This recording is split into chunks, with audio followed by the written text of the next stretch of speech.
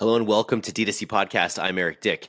Today I'm chatting with one of my favorite creators and also favorite last name havers, Colin Landforce, who launched his social media presence earlier this year on Instagram, Twitter, and TikTok, and has been skyrocketing in followers, popularity, and engagement, all the while mining this very niche intersection of golfing accessories and e-commerce business building.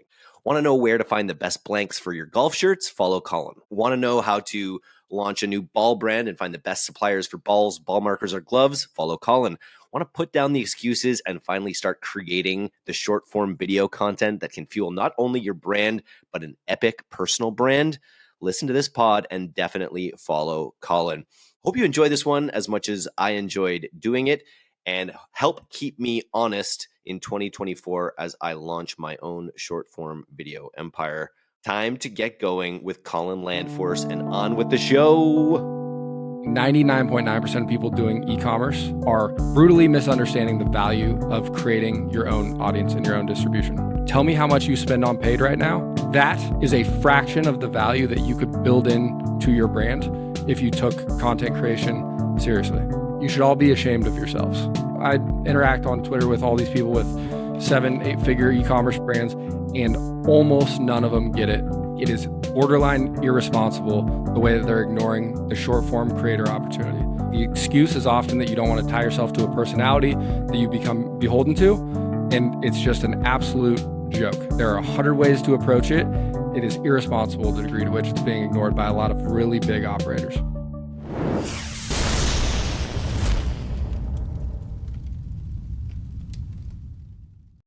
If you're a D2C brand on Shopify and you're not using Black Crow, then you're leaving significant revenue on the table. Black Crow uses your own data to help you identify customers returning to your site who would otherwise remain anonymous. The more customers you can identify, the more email and SMS abandonment messages you can send. You'll see incremental revenue almost immediately without having to change any of your existing flows. The best part? All it takes is a one-click integration. There's zero development work required.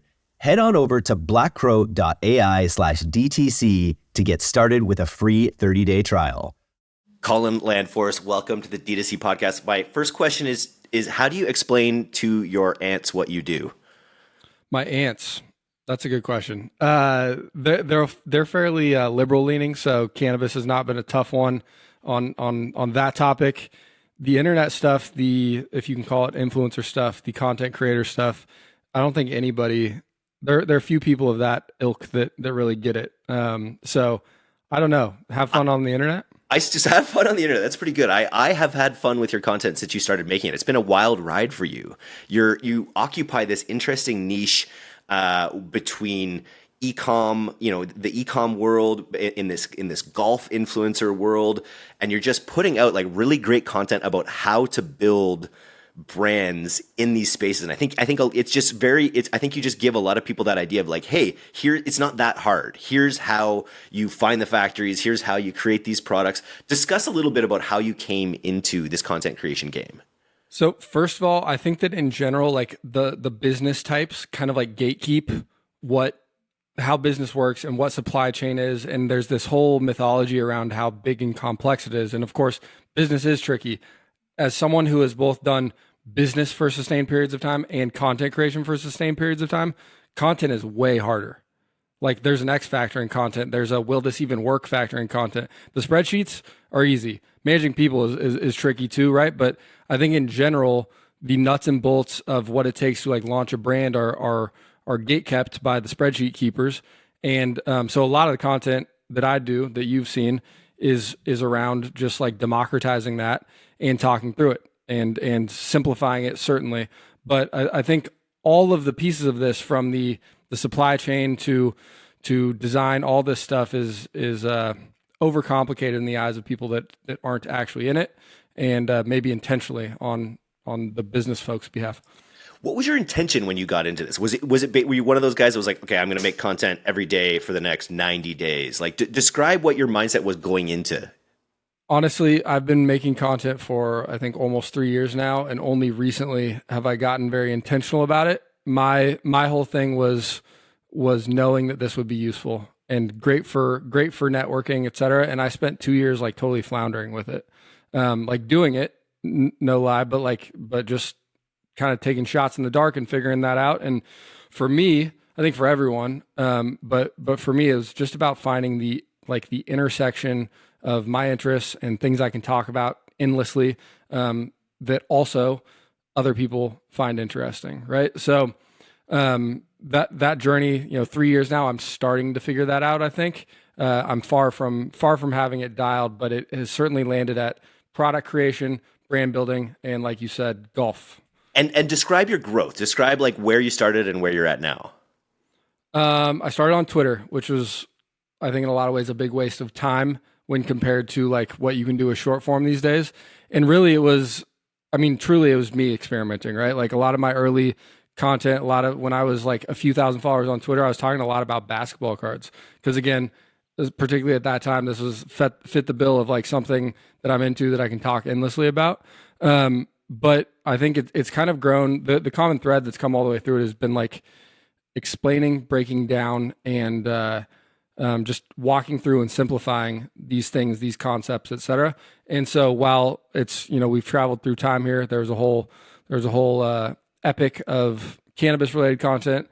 The common thread is like break down, explain, simplify, I think.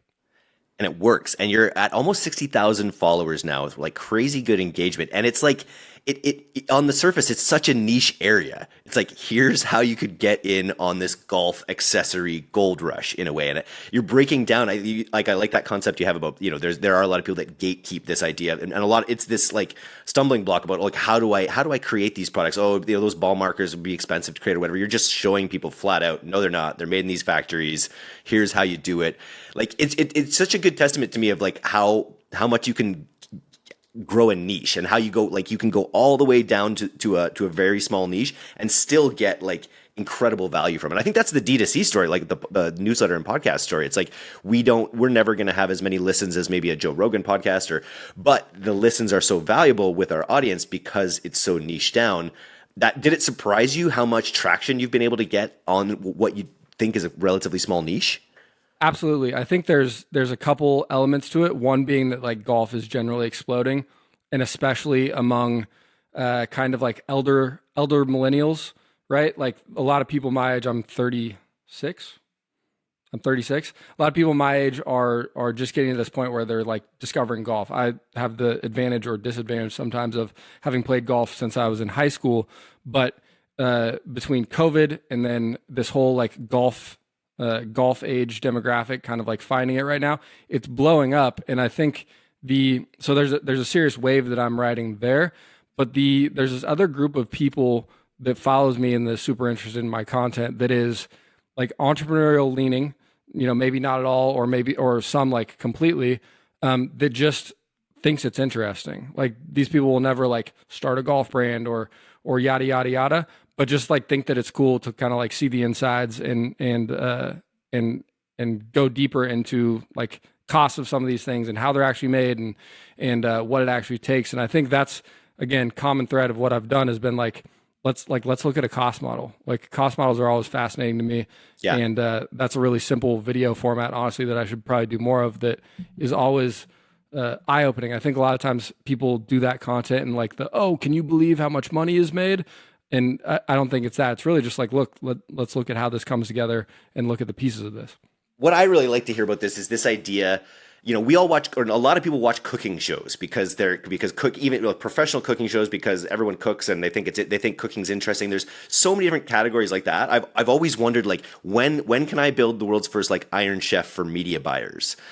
Or for product building or for brand builders. And so I love that you're exemplifying this group of people, or you're appealing to this group of people who think entrepreneurship is cool and they want to see behind the curtain. Because I think that's a big growth opportunity. I think like as things, as the world evolves, like that profession and that idea will be something that's more interesting to people, with the idea that it could get more cross, pop culture appreciation essentially. And I think you're proving that. Yeah, I think so I'm doing this series right now where I'm ordering from brands, like big golf brands, and then just doing videos like breaking down the customer experience of it arriving, right? And that's got a lot of those types interested. I'm shocked that anybody cares about this stuff. I'm like basically like nerding out about what's inside of a cardboard box, but it's that same thing, right? It's like we open it up. Oh, is it branded tissue versus unbranded tissue?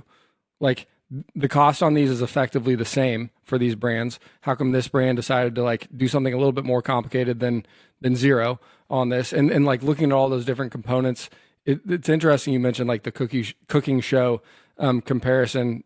I think there definitely is something there. It gets into arts and crafts realms pretty quickly, but yeah, it's I think it's super interesting, and there is like I think anyone who listens to this podcast would get a lot out of your content. Like just the application that I always see is like even with established brands, like one of the things we talk about all the time is like gift with purchase. And I think there's a lot in your content that specifically like people could find like really cool gifts that help them in Q4, for instance. I was thinking, so that's an idea for a video for you, is like how to source the best gift with purchase for Q4 for other D2C brands. That is a good idea. I wish I could write that down right now. I mean, touching on that, like anybody that has a brand has sent product to influencers for an unboxing. And I think something that brands don't do enough of is thinking about like, okay, how do you give that experience to just like everybody? Right? Because I think more and more so, even there's like the whole like micro creator phenomenon, but there's also just like, okay, not a micro creator, but like someone that uses Instagram and shows their friends what they're doing. Like why, like, sure, you can't spend an extra $40 on every single unboxing experience, but I think if you think about every single user, every single consumer and their experience and what that unboxing could be like, all of a sudden for like very little money, your unboxing can get much, much better. And then when you multiply that times 5,000 normal people, I think there's like profound effects there potentially. So focus more on unboxing. I also think like you're also just proving out this creator model. You've just become a creator. I'm interested. Are you sponsored at this point? Are you getting any rounds for free? Are you getting any sweet swag sent your way for free? I'm getting a truckload of product. I bet. And so I'm getting a truckload of product. I've got a couple of sponsored content, like conversations kind of going back and forth. It's a weird one. I think in a lot of ways, I'm like on the precipice of like more of those conversations. A lot of them are weird ones. It's like, is this really something that I want to do? And I have the luxury of like, this is like a fun thing that I do for now. So I don't like need to. But I'm hoping that I'm like in the next, I don't know, the next, hopefully forward from here, there's some serious dollars kicking around from the right kind of products for the right kind of brands. You really straddle that B2B, B2C space, which I think is so interesting. And you mentioned the Venn diagram. It's funny. One of my good friends and Pilot House teammates is he's Brett Turner on TikTok, big influencer for like automating your home. I think he's going to put an NFT. He's going to put like a tag in his hand or something. He's going to take the chip, but he's basically like super nerded out on this. And he's now making a trailing like 5-figure revenue in affiliate revenues. And he's getting contacted by Apple for new product deals. And it's amazing how quick. I guess that's what you're really a testament to, is how quickly you can gain an incredibly valuable audience by combining these circles of things you're passionate about.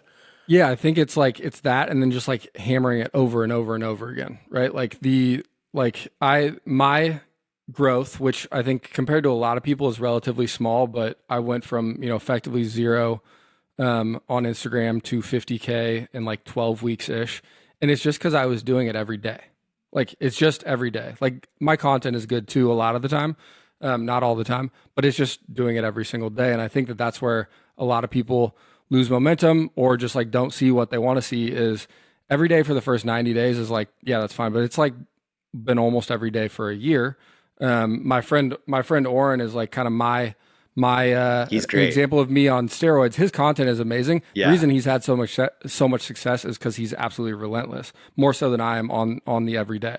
And this is all just an algorithm game in terms of the growth piece of it. And the most important element of that is every single day. His boy math video, really, I sent that around to my team about like, and it was the same sort of thing about like the cost structure of starting up a business. Like, boy math is a great concept for, I got more boy math videos coming as well. Better than boy dinner, but that one's good too.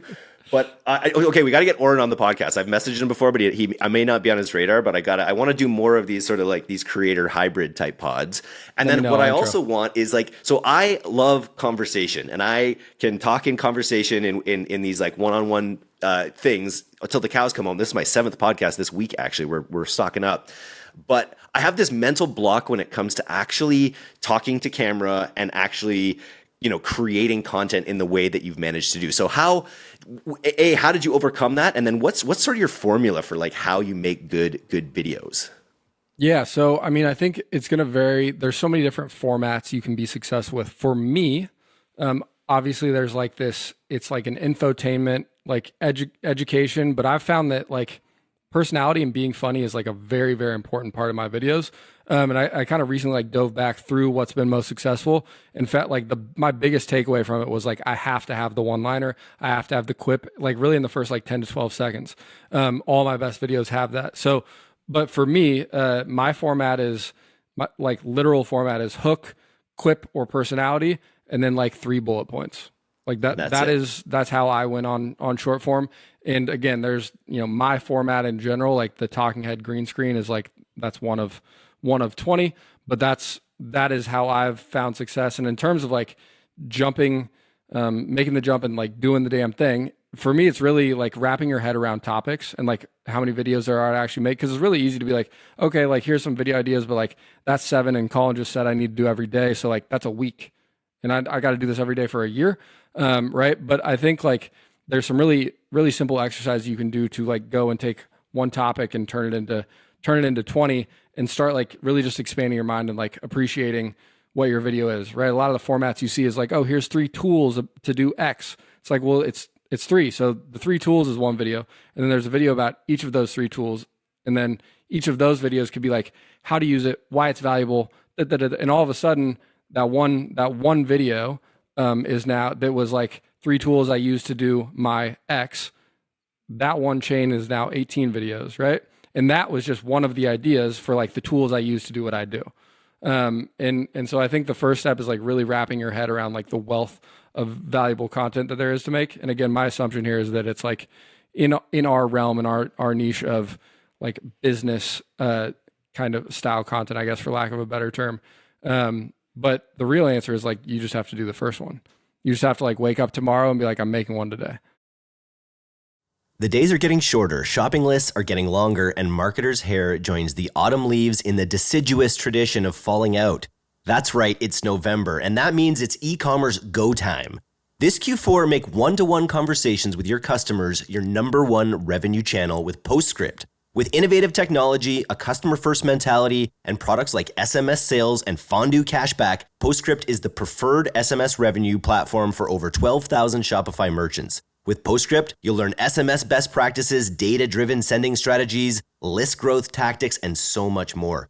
You can learn more about Postscript and receive an exclusive offer by visiting postscript.io/DTC. You got to follow Colin everywhere. Great influencer. You learn a lot, but you have a great post on Twitter literally about your process.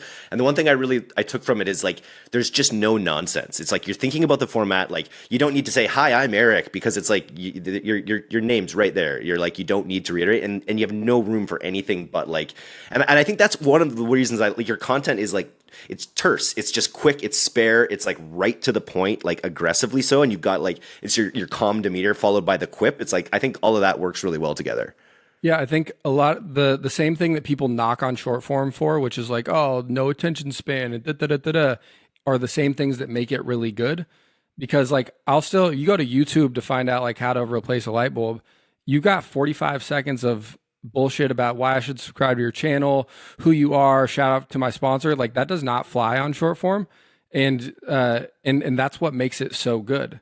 And at the end of the day, we don't need the intro right now. If we want to learn more about you, we'll go to your page, we'll learn more about you. But like today, right now, what we're here is for that hook that you just gave me, that reason that you just gave me to watch. And that's why short form is excellent from a consumer standpoint and also like very achievable from a creator standpoint, because you don't need full production value, big cameras, yada, yada, yada. You need your phone. And it's the amount, it's amazing. You don't maybe have in-depth learnings on the short form videos, but it's amazing how much information short form videos do pack in, like how many random facts I know because of TikTok now. And all my friends seem to know the same ones. It's definitely interesting. Yeah, right. Depends on your reality tunnel there. But let's talk. So you've actually just launched. One of the things that we were talking on the pre-interview about was D2C. Is we've launched our sort of education portal. We've started featuring some of the courses that we've created. You've launched your first cohort, which I think that's a really interesting. I've done education in different ways. I've done it as video courses essentially in communities, and then I've done it cohorted. So talk a little bit about how your cohort's going and what kind of people are taking it, and what's going on there. Yeah, so we kind of jumped into this head first and decided to do it really based on the fact that like there's a small group of us that are taking short form really, really seriously, iterating, learning together. It's literally a group text on just a group text. And this moment happened of like, what if we just like shared this with a bigger group and we could charge them some money so it was worth our while, and we did it. And we went from like, hey, what if we did this, to launching in like 5 weeks. And just got the first version off the ground and ripped it. And we're in the middle of that right now. We're just under 2 weeks into it. And I've never done info. We're having an absolute blast. We've got new brand owners. We've got existing seasoned brand owners. We've got brand new creators, people that have never even like entertained the idea of picking up their phone and talking at it. And we've got people with hundreds of thousands of followers that like just want to get better. And I think the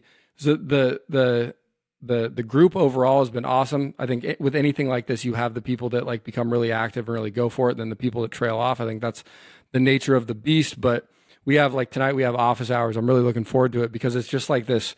We're going to have 20, 30, 40 people just like super fired up about doing this thing, just firing off the questions. The last one we did, I think Oren ended up recording like 10 different how-to videos in like a 60-minute span, just for like, how do I do this? Oh, let me show you. Da, da, da, da. It's been a blast. I think we've got a good business there. I'm really proud of how quickly we brought it to life, and then more so like the stuff that's coming out of it, the content that's coming out of it. We are currently, as of right now, we are 3 days into our like we got a week of prep, and then the rest of it is like you're posting every day and we're evolving. We're 3 days into posting every day, and it's crazy to see both the improvement from day 0 to like day 3 or 4 or whatever it is, as well as just like the content that's coming out of it. And these people are going from, these people are like taking leaps that took me, 2 months or 50, 60 videos. And like they've got, by the 3rd or 4th video, it's like starting to look viable. And it's really cool to see. And then more so like the value, the enterprise value that's going to come out of that, whether they're doing it for their brand or just like building an audience. It's really cool. That cohort approach is it's easy to be like, oh, I want to be the Netflix of education and just have like videos on demand and stuff like that. But there's so much to be said for starting with a cohort for, like you say, the enterprise value, because you create so much value in that format, and that value goes on to create the legend of what that course is. I remember in the first course I ran, it was like an affiliate mastery challenge. And in the very first course we ran, some guy found some like exploit on like BBM Indonesia or something and ran some semi-sketchy offer and made tens of thousands of dollars like in the course. It became legend that, oh wow, take this course, you get a chance at like finding these angles or whatever, and it just had its own momentum. So I imagine, the content that's created out of this will just like really help it grow. What's it called, by the way? It's called Cut 30. Cut 30. Because I'm going to be in this. When's your next cohort? Because I got to be in on this. I think November 6th or something. I think it's on. Yeah, we were super transparent with the group too. It's got like 72 people. We're like, look, this is our first time doing this. We got excellent stuff here, and anything that comes up, you let us know. And like we're like building out modules on the fly, adding to the content, and just like trying to be all over and make it as good as possible, to turn it into a long-term business. But it's been awesome to watch this come together. My success with short form is pretty dependent on like my group text where I'm talking with other people who are also figuring it out. And so I think at the most basic level, creating that for other people is like super valuable, and it's the fun part, and it's like how you get a high percentage of people coming out of this thing like really having taken advantage, learn the stuff, and then leverage the stuff versus just like hoping they read it. With a lot to show for it, like with the actual content. I'm wondering, with the brand owners, are they creating thought leadership pieces about them and entrepreneurship? Are they creating really good UGC, essentially? Like, what are the brand owners using the course to launch? There's a wide range of, we've kind of included, because the mix of us, we've done like obviously the content we do personally. Everybody's been involved in brands and their short form content prior to that. So we kind of offer up like, look, here's Here's how to do build in public content. Here's how to do X. Here's how to do UGC. Here's how to do talking head and become like the face. We put it all out there. There's a wide mix of it. I think in general, it's like leaning towards the like personal brand expert in the niche, like, and then have the brand to go along with it. But it's really all over the board. And I think at the end of the day, anybody that's doing a brand and has a short form strategy, there's between various accounts, there's probably some of all of that in the mix, right? Whether it's, oh yeah, we've got the brand account that does this, and then I'm making a run at being the face on my other account. There's a mix for sure. But I think that has been the hardest part about it, is just like making sure we kind of like have content to address the different use cases, because there's a lot of ways to do short form. Yeah, and the other huge trend is like the vertical integration of people with audiences and products, which you're perfectly situated to help with as well, literally, right? Like you're helping people build audiences, and then you've got this other whole piece where you can help them source and generate products potentially. You mentioned you're starting a product. Talk a little bit about that strategy. Yeah, so I mean, it is the classic, I guess, audience to brand playbook that I've talked a lot about. Linear commerce, right? That was what one of my mentors talked a lot about, was you create that audience first, you query them, and then you create the product from that data, essentially. Yep. I think like in general, the distribution element on consumer products is just so undervalued, right? And it's basically the marketing line in your P&L. And in building an audience, you have an opportunity to like borderline delete that line. And I think it's obviously much better if you have that, and then also do paid and do performance and produce higher quality, higher production value stuff. But in general, distribution is everything in consumer product, and it's criminally undervalued. And the what you can do as a creator for that distribution is crazy in 2023 with nothing but an iPhone. And so for me, like we've talked about, I kind of started to find my way into golf, and immediately, maybe not immediately, but I got people asking like, we see you, what are you doing here? And so what I'm working on a brand. I think I'm probably taking a little bit less traditional approach. I wouldn't say I'm doing a golf brand. I'm really creating a brand that can be a platform for like the products that I want to make. Right. It's not going to be a traditional golf brand. It's not going to be an apparel or a merch brand. I'm making a brand that literally can be like my label for what I want to make today. And I think that'll probably be a pretty fluid thing. It's going to definitely be golf leaning, but there's going to be all kinds of stuff. I'm super excited about it. I'm waiting for round 4 back from the designer on the actual brand ID. And as soon as we get that, we are absolutely cooking. I got a bunch of stuff lined up, and it's really, I'll probably do actual releases with like hundreds of units. And I'm also definitely going to do like, I wanted this for myself, and the MOQ was 50, so there's 49 of them, right? Nice. And just like very small drops, really just as a vehicle as much as anything else. Are you going to use your magnificent last name as part of the brand? It is a namesake brand. It brand is a name. Landforce. I loved it when you're named Landforce. Yeah, finally. I think it's a pretty good name. You're definitely on my all name team. Dick is up there too, of course. But Landforce definitely enjoyable as well. Very cool, man. Any other hot takes you got cooking up there in the you have, again, such a big breadth. I met some guys, and I won't even mention their brand because they won't come on the podcast. They're so low key about it. But they're doing football accessories for high school and university football, and it's like arm shivers and different things like that, and they're just doing so well organically. They're so viral, they're so in those communities, and I think that the overall sports opportunity, the opportunity for like sporting accoutrement is probably still like a huge opportunity. I think stuff that riffs off of existing community, so like what you just mentioned, obviously like we could say the same about golf, right? But you see so many brands just go after, I don't want to say a new market, but like when you don't have the community lever to pull, it's much harder, right? You become very reliant on just paid. And then, I mean, take-wise, dude, I think 99.9% of people doing e-commerce and doing DTC stuff are brutally misunderstanding the value of creating your own audience and your own distribution. Like, go and look and tell me how much you spend on paid right now. Like that is a fraction of the value that you could build in to your brand if you took content creation seriously. And I'm trying to make a soundbite here. Like it is. You should all be ashamed of yourselves. Really and truly. And it's funny. Like I've started tweeting about a while ago. I started tweeting about some of this stuff, and I could tell from the response or lack thereof the degree to which people don't get it. Like I interact on Twitter with all these people with 7-8 figure e-commerce brands or portfolios of 7-figure e-commerce brands, and almost none of them get it. And it is bizarre because media is like one of the oldest things, the oldest, truest thing in the world is that media controls everything, right? Yeah. Like the printing press. Yep. Right. I love it. Since then, right? And it's just totally bizarre to me to watch people spend 100, 200 grand a month on paid media who don't get the whole creator and audience building thing.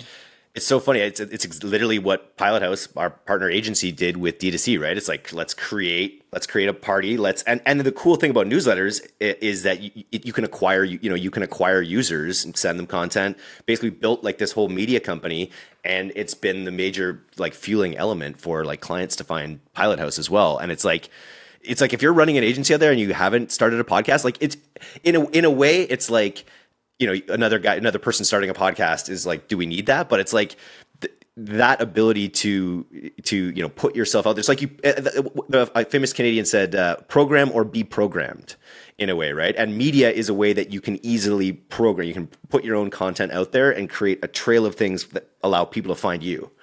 Yep. I truly think that most e-commerce operators, like it is borderline irresponsible the way that they're ignoring like the short form creator opportunity and like the audience building opportunity. And I think the excuse is often that you don't want to tie yourself to a personality that you become beholden to. And it's just an absolute joke. There are 100 ways to approach it. And it is irresponsible the degree to which it's being ignored by a lot of really big operators. I love it. I feel like I have been caught. It's funny, but multiple people on our team, like we think about a newsletter. Like we have multiple newsletters. We have a podcast, which is just another form of a newsletter. It's just another form of media. We also have all of our social channels. I think we just hit 70,000 followers on Instagram, which is great, but it's like, it's only as valuable as it is as a channel. So like really figuring out how to get out of it what you want, attract the right people. But it is outrageous that we have not tried some Landforce-esque content. So you can look. I'm going to hold myself accountable. I would like to be. I'm going to try to get into your next cohort, but I'm going to hold myself accountable that by the next time we speak, I will have created some like direct to camera content in the Landforce-esque style. Good, do it. Here's the thing you got to do is a lot of pros and especially a lot of media people immediately pick up the DSLR. And and they've got to line up the editor. And I think the key to it, even if that's a part of your end game with content, the key is like your phone and a mic and a ring light.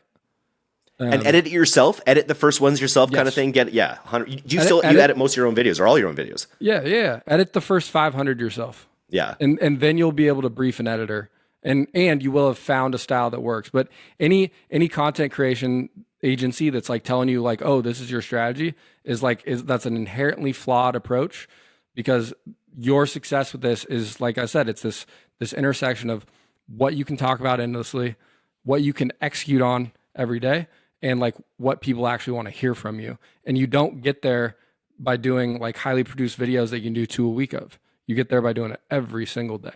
Getting into that flow. Nice, man. Well, people want to give everyone where they can find you right now. I know it's related to Landforce. Yeah, it's Landforce on everything. It's the beauty of a weird last name.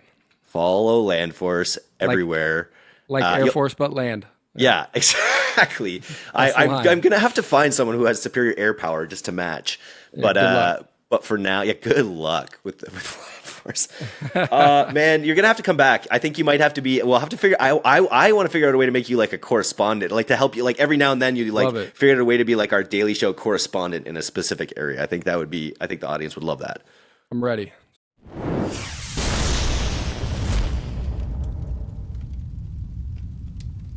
Thanks so much for listening to today's episode. If you're not a subscriber to our newsletter, you can do that right now at directtoconsumer, all one word, .co. I'm Eric Dick, and this has been the D2C Podcast. We'll see you next time.